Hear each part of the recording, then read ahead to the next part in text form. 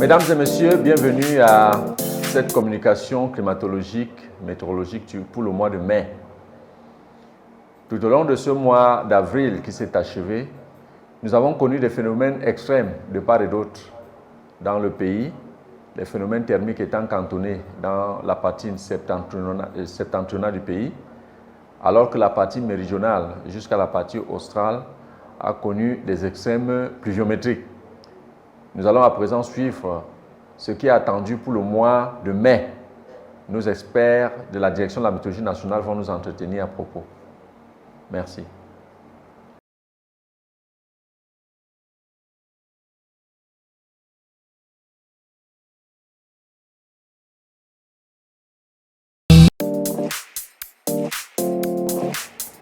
Le mois d'avril a été marqué par l'installation progressive de la saison des pluies dans la partie septentrionale du territoire national.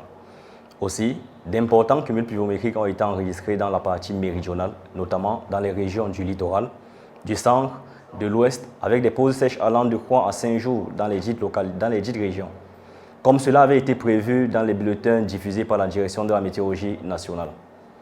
Pour ce qui est des perspectives du mois de mai, il est prévu des forts cumuls pluviométriques supérieurs à 250 mm accompagnés de vents forts dans le Grand Ouest, le long de la côte.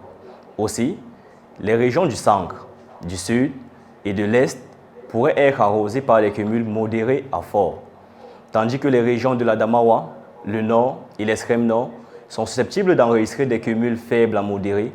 Et ici est de noter que les pauses sèches sont entendues dans les régions du centre, du littoral, du nord et de l'extrême nord.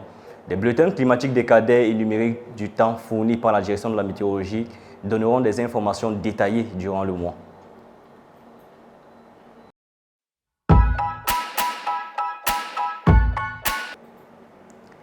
Sur la bande côtière camerounaise, les activités orageuses observées durant le mois d'avril, et particulièrement marquées par des lignes de grains, ont engendré les pluies modérées à fortes, accompagnées des rafales de vent d'intensité supérieure à 25 nœuds.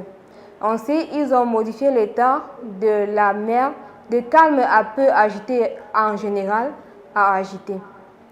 Aussi, ont été observés des vents moyens de 15 nœuds de direction sud-ouest.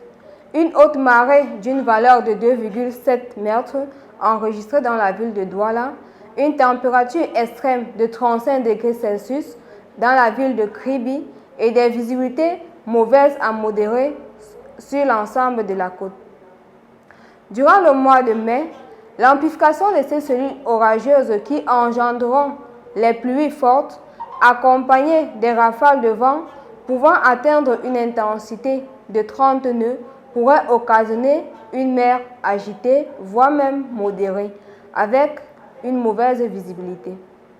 Il est conseillé aux usagers exerçant les activités sur la bande côtière de consulter régulièrement les bulletins de prévisions météorologiques marines élaborés à la direction de la météorologie nationale.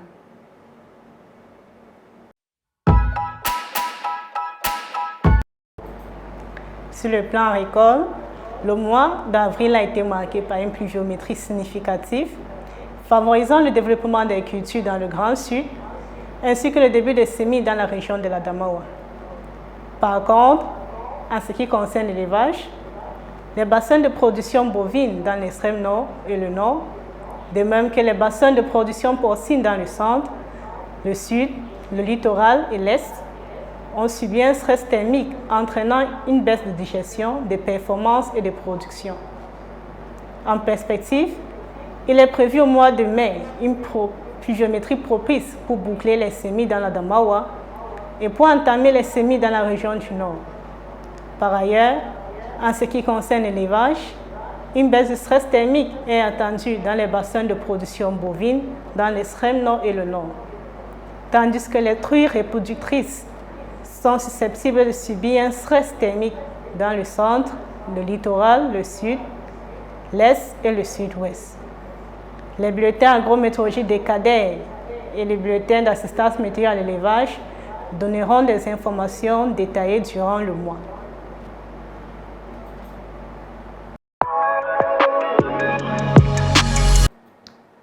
Au cours du mois d'avril, Les impacts météorologiques enregistrés ont été essentiellement causés par des fortes pluies accompagnées des vents violents dans les régions du sud, du centre, du littoral et du sud-ouest. À Yaoundé, le 3 avril 2024, un cumul de 63,8 mm a causé des inondations à la voirie municipale. À Bafoussam, le 17, les pluies orageuses accompagnées de vents de plus de 12 mètres par seconde ont causé la destruction de plusieurs édifices, pour ne citer que cela.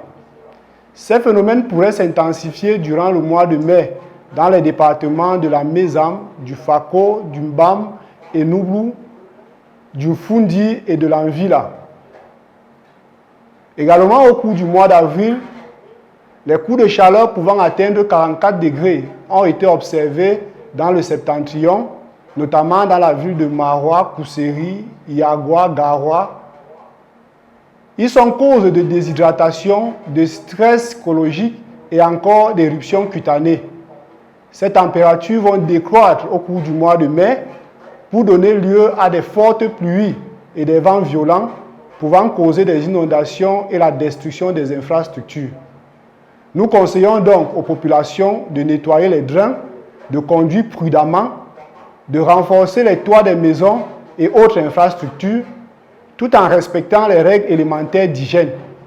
Surtout, de consulter la mise à jour des bulletins de risque météorologique produits par la Direction de la météorologie nationale du Cameroun.